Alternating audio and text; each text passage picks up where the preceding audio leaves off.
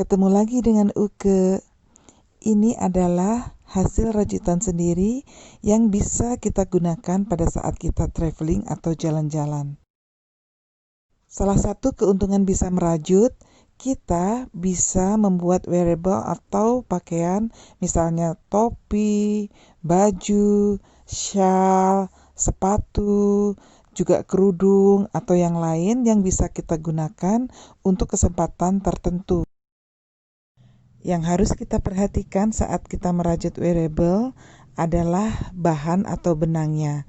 Jadi kalau kita mau merajut wearable, carilah bahan yang memang lembut untuk kulit dan juga nyaman.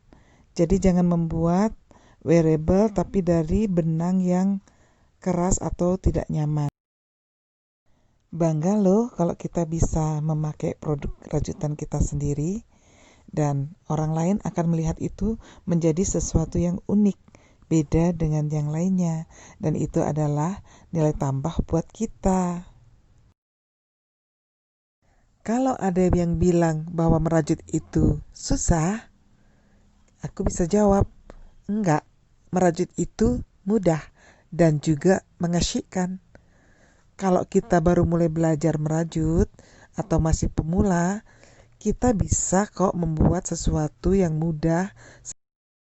Kita bisa memulai membuat rajutan yang paling mudah.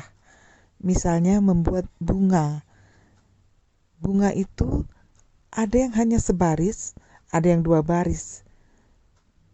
Kita bisa membuat bunga dan kita aplikasikan misalnya menjadi bros atau kita untuk hiasan di kerudung, di baju dan lain-lain.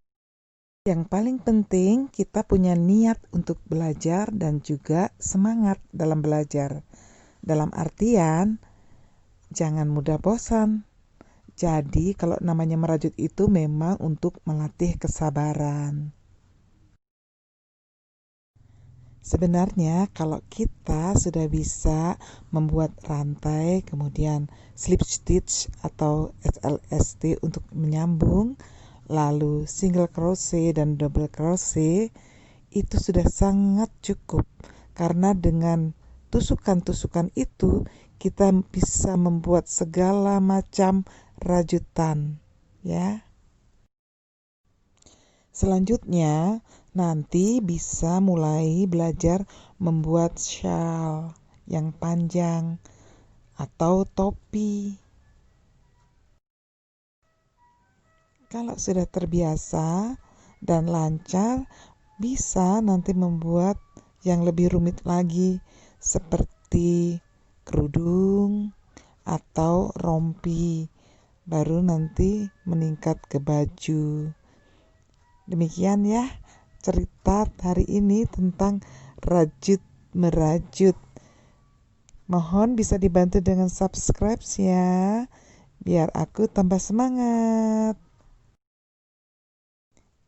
Jangan lupa di like juga ya selain di subscribe. Sampai jumpa.